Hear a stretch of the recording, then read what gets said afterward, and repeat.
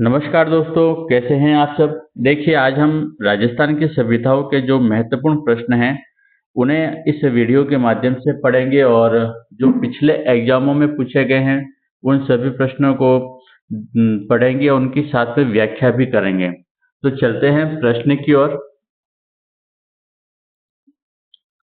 अपना पहला प्रश्न है,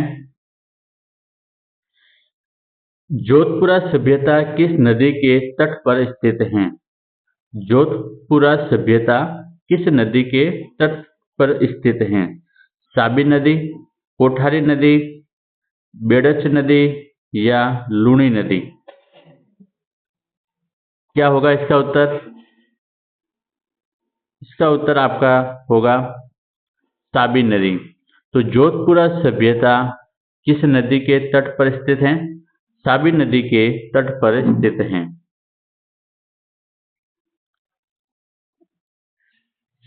इसके बारे में कुछ जानकारी देखते हैं। जोधपुरा सभ्यता जयपुर में साबी नदी के किनारे स्थित स्थल है। यहाँ से लोह युगीन सभ्यता के अवशेष प्राप्त हुए। लोह युगीन सभ्यता के अवशेष मिले जिनमें लोहा गलाने की भट्टियां भी शामिल हैं। यह स्थल प्राचीन सभ्यताओं की पहचान कराता है और इसकी खोज है जो R.C. अग्रवाल और विजय कुमार के द्वारा की गई। जोधपुर सभ्यता की खोज किसने की थी? R.C. अग्रवाल और विजय कुमार ने। ये एक लोह युगीन सभ्यता है और यहाँ पर लोहा गलाने की जो भट्टियां हैं वह भी यहाँ पर प्राप्त हुई हैं। अन्य विकल्प की भी हम चर्चा करें तो कोठारी नदी जो है, कोठारी नदी, यह नदी जोधपुर जिले में स्थित है। कहाँ पर है कोठारी नदी? जोधपुर जिले में स्थित है। और लेकिन यहाँ कोई भी महत्वपूर्ण सभ्यता का स्थल हमें प्राप्त नहीं हुआ। बेड़च नदी की बात करें तो यह नदी राजस्थान के एक अन्य क्षेत्र में स्थित है और यहाँ के उत्खनन से भी हमें प्राचीन सभ्यता के साक्ष्य नहीं मिले। लूणी नदी राजस्थान में बहती है लेकिन इसका संबंध जोधपुर सभ्यता से नहीं है। दूसरा प्रश्न, राजस्थान के किस जिले में गिलुंड पुरातत्व उत्खनन स्थल प्राप्त हुआ? गिलुंड जो सभ्यता है वह कहाँ स्थित है? भीलवाड़ा जिले में, राजसमंद, पाली या उदयपुर। तो जो गिलुंड पुरातत्व उत्खनन स्थल है वह कहाँ स्थित है, कौन से जिले में है? तो ये आपका यहाँ उत्तर हो जाएगा बी, राजसमंद। कहाँ पर है? राजसमंद में है। गिलुंड सभ्यता कहाँ पर मिली? राजसमंद जिले में। गिलुंड पुरातत्व उत्खनन स्थल राजसमंद जिले में बनास नदी के किनारे स्थित हैं। कौन सा जिला है? राजसमंद जिला। और नदी कौन सी है, किस नदी के किनारे? बनास नदी के किनारे। यहाँ से विभिन्न प्रकार के मिट्टी के बर्तन और पक्की ईंटों का प्रयोग दिखता है और इस स्थल की ऐतिहासिक और सांस्कृतिक महत्व को भी यहाँ दर्शाती हैं। तो आपको ध्यान रखना है, गिलुंड जो पुरातत्व स्थल है वह राजसमंद जिले के स्थित है और बनास नदी के किनारे स्थित हैं। अन्य विकल्प की अगर हम चर्चा करें तो भीलवाड़ा, इस जिले में कुछ प्राचीन स्थल हैं लेकिन गिलुंड उत्खनन स्थल यहाँ प्राप्त नहीं हुआ। पाली, यह जिला भी ऐतिहासिक दृष्टि से महत्वपूर्ण है लेकिन गिलुंड सभ्यता यहाँ पर नहीं है, इससे पाली से कोई संबंध नहीं है। उदयपुर जिले में भी कई पुरातात्विक स्थल प्राप्त हुए हैं लेकिन गिलुंड उत्खनन यहाँ से प्राप्त नहीं हुआ। तो ध्यान रखना है, गिलुंड सभ्यता राजसमंद जिले में स्थित है। तीसरा प्रश्न है, बालाथल सभ्यता का उत्खनन किसके निर्देशन में हुआ? बालाथल जो सभ्यता है, बालाथल सभ्यता का उत्खनन किसके निर्देशन में हुआ? बीबी लाल, V.N. मिश्र, R.C. अग्रवाल, अमलानंद घोष। तो बालाथल सभ्यता का उत्खनन किसने करवाया था? इसका आपका उत्तर हो जाएगा बी, वी.एन. मिश्र। क्या हो जाएगा? वी.एन. मिश्र आपका यहाँ पर उत्तर हो जाएगा। बालाथल सभ्यता का उत्खनन 1993 में पुणे विश्वविद्यालय के वी.एन. मिश्र के निर्देशन में हुआ। यह स्थल बेड़च नदी के किनारे वल्लभनगर उदयपुर में स्थित है। बालाथल सभ्यता के बारे में क्या ध्यान रखना है? 1993 में वी.एन. मिश्र के निर्देशन में इसका उत्खनन हुआ और ये स्थल है बेड़च नदी के किनारे वल्लभनगर उदयपुर में स्थित हैं। बीबी लाल थापर भारतीय पुरातत्व विभाग के प्रमुख पुरातत्वज्ञ थे, लेकिन बालाथल सभ्यता उत्खनन में इनका कोई योगदान नहीं था। R.C. अग्रवाल एक प्रसिद्ध पुरातत्वज्ञ हैं, लेकिन बालाथल उत्खनन में उनका नाम नहीं आता। अमलानंद घोष वे भी भारतीय पुरातत्व शास्त्र के प्रसिद्ध थे, लेकिन बालाथल उत्खनन में इनका कोई भी प्रत्यक्ष योगदान नहीं था। चौथा प्रश्न है कि सर्वप्रथम राजस्थान में कहां से पूर्व पाषाणकालीन हस्त कुठार यानी कुल्हाड़ी की खोज निकाली थी? यानी जो सर्वप्रथम हस्त कुठार यानी कुल्हाड़ी कहां से प्राप्त हुई थी? तो अलवर टोंक, चित्तौड़ भीलवाड़ा, जयपुर इंद्रगढ़, जोधपुरा सुनारी। तो इसका उत्तर आपका हो जाएगा जयपुर इंद्रगढ़। तो जयपुर इंद्रगढ़ से पूर्व पाषाणकालीन हस्त कुठार मिले, कुल्हाड़ी मिली। पूर्व पाषाणकालीन हस्त कुठार सर्वप्रथम जयपुर इंद्रगढ़, कहाँ पर है? इंद्रगढ़ बूंदी में 1870 में खोजे गए थे। ये उपकरण प्राचीन मानव सभ्यता के विकास को दर्शाते हैं। अलवर टोंक ये क्षेत्र भी प्राचीन इतिहास से जुड़े हैं, लेकिन यहाँ किसी प्रकार के उपकरण पहले नहीं मिले थे। चित्तौड़ भीलवाड़ा इन क्षेत्रों में भी पुरातात्विक स्थल हैं, लेकिन यह स्थल हस्त कुठार की खोज से संबंधित नहीं है। जोधपुरा सुनारी इन क्षेत्रों में अन्य पुरातात्विक खोज की गई, लेकिन यहाँ से पहले इस प्रकार के कोई उपकरण हमें नहीं मिले। पांचवा प्रश्न है सुनारी सभ्यता। सुनारी सभ्यता के अवशेष राजस्थान के किस जिले से प्राप्त हुए? तो आपको ध्यान रखना है कि जो सुनारी सभ्यता है वह राजस्थान के किस जिले में स्थित हैं? चूरू, झुंझुनू, सीकर और भीलवाड़ा। तो इसका उत्तर आपका क्या हो जाएगा?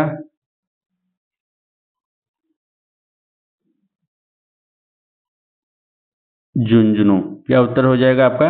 झुंझुनू। यानी जो सुनारी सभ्यता है वह झुंझुनू जिले में स्थित है। सुनारी सभ्यता के अवशेष कांतली नदी के किनारे, कौन सी नदी के किनारे? कांतली नदी के किनारे झुंझुनू जिले से प्राप्त हुए। यहाँ पुरातत्व विभाग के द्वारा 1980 में उत्खनन किया गया। प्राचीनतम लोहा भटिया चावल प्रयोग के साक्ष्य मात्र देवी की मृण मूर्ति प्राप्त हुई हैं। तो ये आपको थोड़ा सा ध्यान रखना है सुनारी सभ्यता के बारे में। और अन्य विकल्प की देखें तो चूरू जिले में कुछ पुरातात्विक स्थल हैं, लेकिन सुनारी सभ्यता के अवशेष यहाँ से प्राप्त नहीं हुए।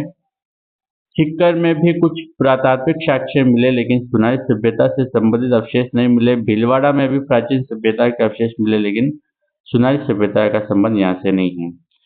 यहाँ पर हम इनके व्याख्या में ये बता रहे हैं कि जिसके बारे में हमें प्रश्न पूछा गया उनका इनसे अन्य जो भी विकल्प है उनसे क्या संबंध है, लेकिन यहाँ बताया जा रहा है कि इनसे कोई संबंध नहीं है। छठा प्रश्न है निम्नलिखित में से किस पुरातात्विक स्थल से यूनानी शासक मिनांडर की मुद्राएं प्राप्त हुई?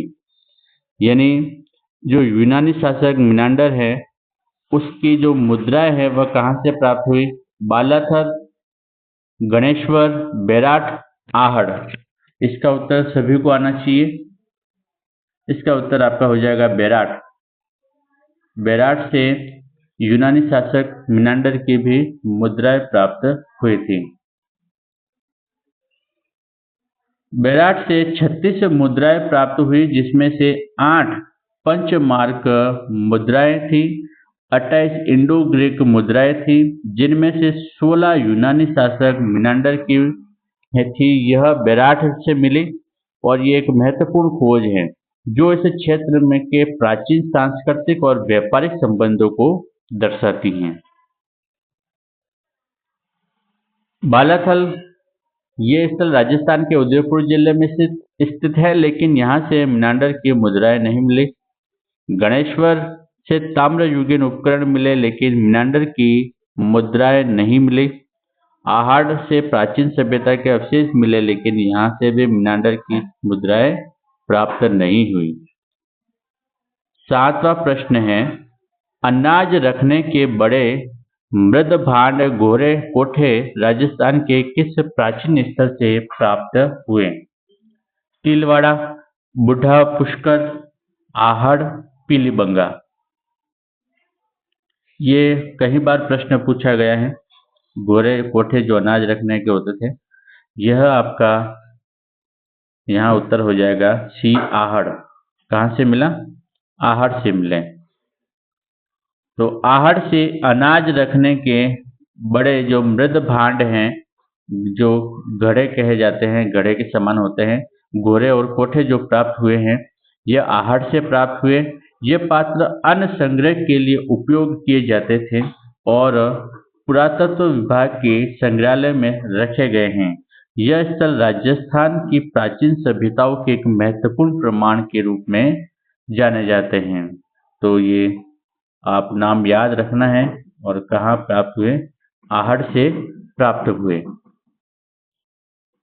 तिलवाड़ा से कुछ अन्य प्राचीन अवशेष मिले, लेकिन यहाँ से घोड़े और कोठे जैसी वस्तुएं प्राप्त नहीं हुई। बुढ़ा पुष्कर प्राचीन धार्मिक महत्व का है, लेकिन यहाँ से भी गोरे कोठे जैसे मृद भांड नहीं मिले। पीलीबंगा से भी प्राचीन सभ्यता के अवशेष मिले, लेकिन यहाँ से भी गोरे और कोठे जैसे मृद भांड नहीं मिले। 8वां प्रश्न है, हिले। हिले मुख्य रूप से संबंधित हैं मध्य पाषाणकालीन संस्कृति से, पूरा पाषाण संस्कृति से, ताम्र संस्कृति से, नव पाषाण संस्कृति से। तो ध्यान रखना है, ये जो हिले हैं ये किससे संबंधित है? ये हैं आपके ताम्र संस्कृति से। हिले संबंधित किससे हैं? ताम्र संस्कृति से। हिले कांतली नदी के किनारे नीम का थाना सीकर में स्थित एक क्या है?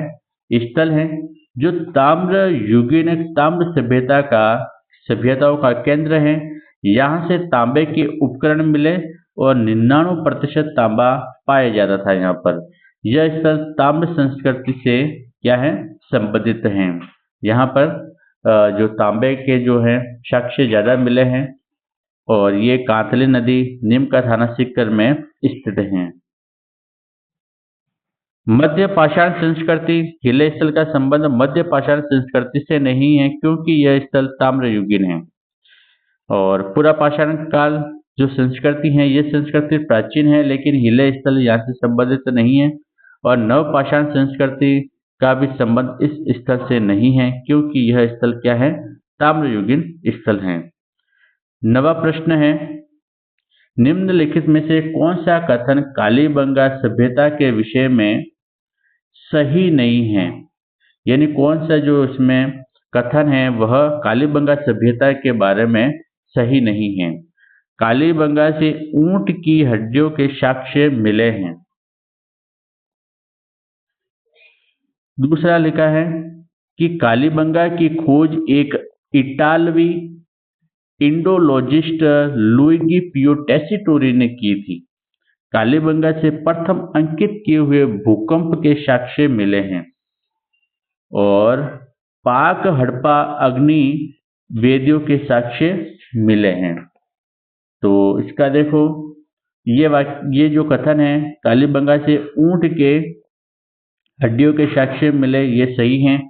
कालीबंगा से प्रथम अंकित किए हुए भूकंप के साक्ष्य भी मिले यहाँ से, और प्राक हड़प्पा अग्नि वेदियों के भी साक्ष्य मिले।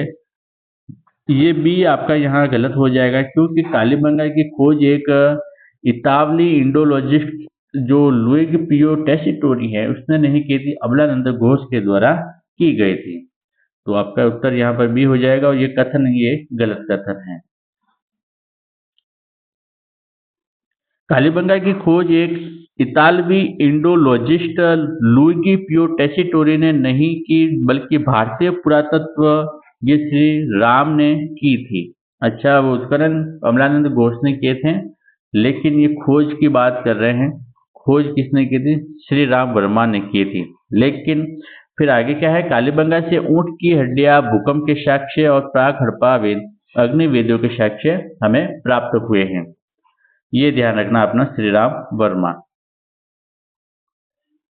और ये साक्ष्य ये जो बता रखा है ये हमने देख लिया। वैसे अंतिम प्रश्न है, राजस्थान की किस सभ्यता को ताम्र संचय के नाम से जाना जाता है?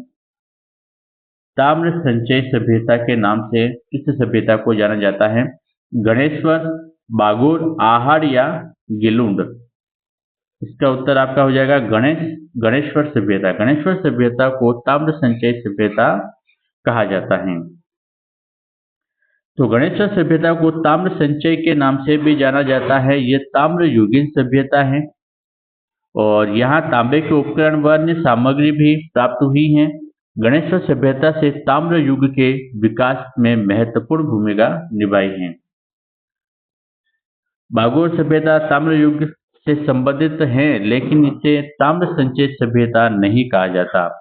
आहड़ प्राचीन सभ्यता के अवशेष मिले, लेकिन ये ताम्र संचय सभ्यता के रूप में नहीं पहचानी जाती हैं।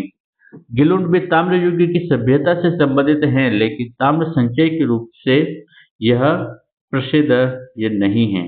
तो ध्यान रखना है, ताम्र संचय जो नाम है किस सभ्यता का है? गणेश्वर सभ्यता का है।